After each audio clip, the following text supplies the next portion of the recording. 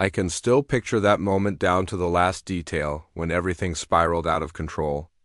I was strapped to a corroded lawn chair inside my own barn, wrists bound tight with duct tape, eyes covered by what smelled like a musty kitchen rag doused in lavender air freshener.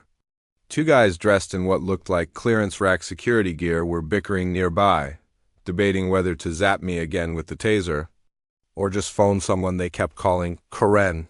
Somewhere off in the distance, a weed whacker sputtered lazily. One of them yelled something about verifying if I'd signed some kind of variance waiver.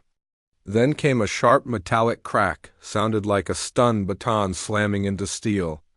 And yes, unbelievably, all this madness? It started because I wanted to turn a shed into a guest house. 3 months before that surreal scene, my life couldn't have been more different. My name's Todd Rener, high school history teacher turned rural escapee. I traded city chaos for quiet fields, buying a charmingly dilapidated farmhouse just beyond the borders of Willow Pines, one of those picture-perfect suburbs where lawns are measured with rulers.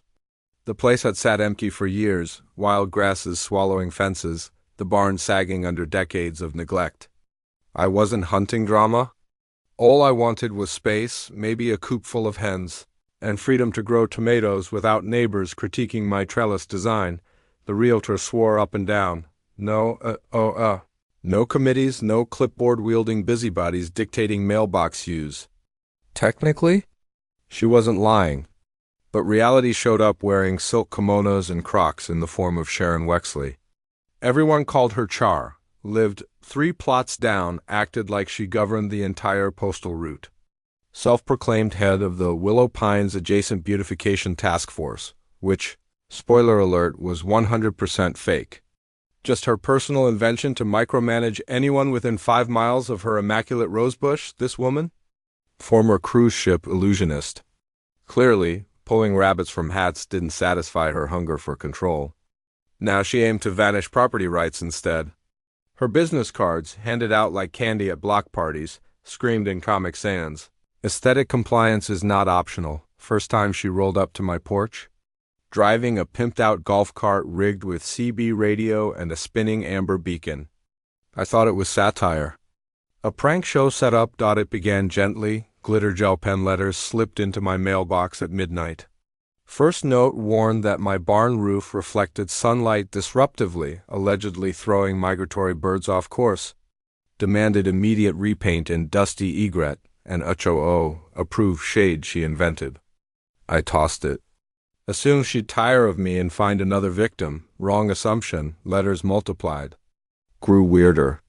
One accused my compost heap of fostering an unauthorized biosphere. Another declared my scarecrow violated rural aesthetic codes, guidelines she drafted herself and tried submitting to county records. When ink failed, she upgraded to in-person ambush. Showed up uninvited in that ridiculous cart, binoculars around her neck, clipboard in hand, circling my land like a surveillance drone. Snapped photos. Took notes. Once, she phoned fire dispatch claiming I had an uncontrolled wildfire. It was my Weber grill. Firefighters arrived.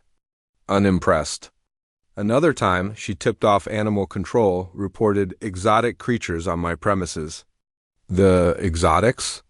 3 Rhode Island Reds named Mabel, Dorothy, and Beatrice.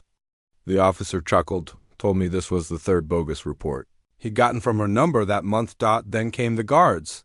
That's when Weird tipped into worrying. 2 middle-aged locals, clearly drunk on borrowed authority, started patrolling my driveway. In surplus camo vests patched with WPPSS, Willow Pines. Perimeter security squad. Homemade laminated badges. Crackling walkie-talkies. Set up checkpoint chickweed at my gate. At first, I figured it was cosplay gone rogue, neighborhood watch meets. LARPING. Until they started handing out fines, actual paper envelopes stamped with dollar amounts.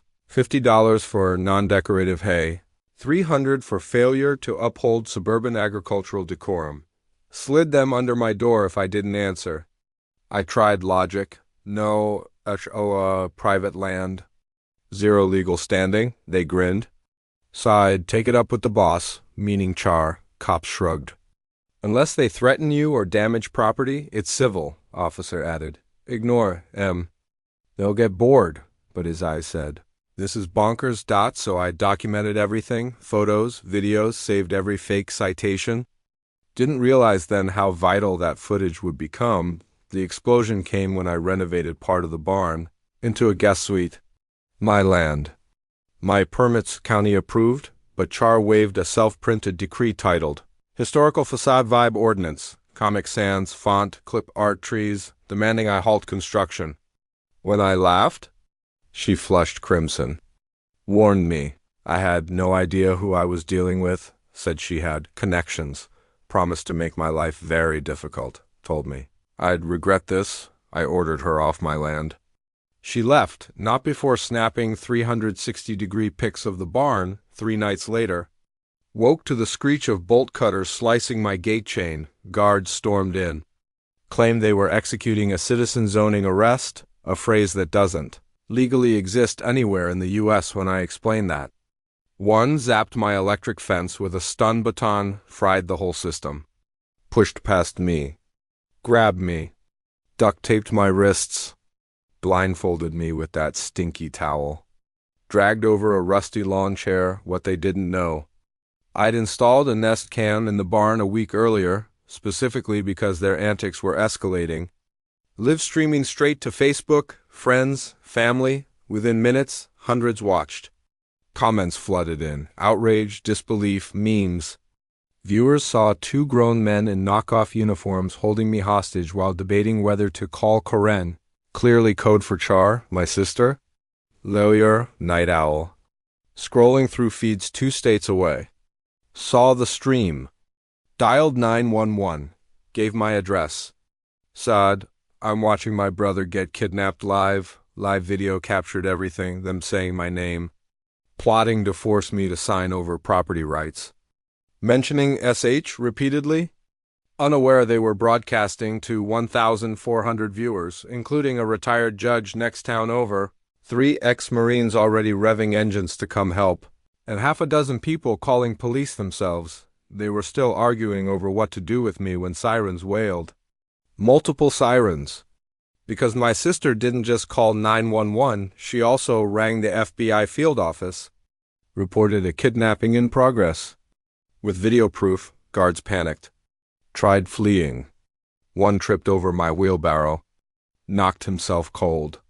Other made it to their van surrounded by cruisers before he could turn the key. Sheriff's deputy freed me. Looked baffled. Kept asking, is this a prank? Reality TV? When I explained, he shook his head. 20 years on the job. Never seen anything like this. Guards arrested, criminal restraint, impersonating officers, trespassing, breaking, entering, assault. One cried as real cuffs clicked shut. Next morning, SWAT-style raid on Char's house. Search warrant uncovered nightmares. Filing cabinets stuffed with forged violation notices, targeting dozens of neighbors. Records showing she'd extorted $3,200 plus in compliance fees from terrified residents who believed her authority was real. A binder labeled Operation Turf Conquest, hand-drawn maps marking properties for takeover. Surveillance photos? Audio recordings coaching guards how to sound official, uniforms, badges, gear bought online. Her garage? Transformed into command central for her imaginary. HOA. Arrested in silk robe plus Crocs. Surreal doesn't begin to cover it. As cops led her away. She shrieked about property values and vowed to curse every raised. Guard in bed in the county claimed she was doing God's work preserving suburban harmony in rural zones. One guard flipped. Cut the deal. Testified Char promised him 10% of any land seized via intimidation. Admitted in court. We thought it was LARPing. But for real estate, honestly? Best summary of the whole circus. Trial was fast. Brutal. Prosecution had hours of video. Boxes of fakes. Witnesses galore. My stream hit 2 million views pre-trial. Erased any misunderstanding defense. Guards took plea deals. Testified against her. One apologized. Didn't realize we were committing actual crimes till real cops showed. Jury deliberated 19 minutes. Guilty on all counts: extortion, fraud, conspiracy, criminal restraint. Judge called it a delusional power trip terrorizing a community. Sentence: 18 months prison plus 200 hours. Community service, specifically assigned to the county's actual beautification department, when verdict read. Char's face cycled: red gives white gives unnatural purple. Stood up. Screamed, "You'll all regret this when your home values crash without me." Then collapsed. Needed medics before cuffs could click.